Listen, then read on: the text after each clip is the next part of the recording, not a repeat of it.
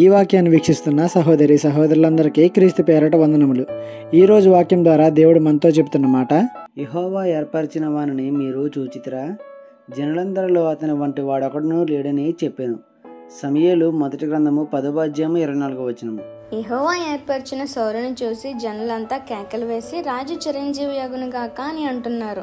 అక్కడున్న జనులందరిలో అతని లాంటి వాడొకడునూ లేడంట. రూపంలో గాని తెలివిలో గాని అతనిలాగా ఎవరూ లేరు.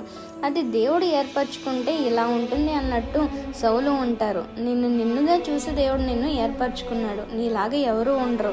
దేవుని ఆలోచనల్లో నువ్వు వేరేగా ఉన్నావు. అయినా సరే నేను వాళ్ళలా ఉంటే బాగున్ను, వాళ్ళలా పాటలు పాడితే బాగున్ను, వాళ్ళలా వాక్యం చెప్తే బాగున్ను, పరిచర్య చేస్తే బాగున్ను అని నిన్ను నువ్వే తగ్గించుకుంటున్నావు. దేవునికి ఉపయోగపడేలా నీలో ఏదో ఉంది కనుక ఆయన నిన్ను ఏర్పరచుకున్నారు.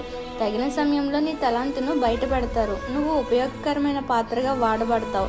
అందరూ నీకన్నా వెనకాల వచ్చి నీకన్నా ముందు వెళ్ళిపోతున్నారంటే నీ సమయం ఇంకా రాలేదని అర్థం. వెయిట్ చెయ్యి. దేవుడు దావీదుని ఎప్పుడు ఏర్పరచుకున్నారు, ఎప్పుడు వాడుకున్నారు ఆలోచన చెయ్యి.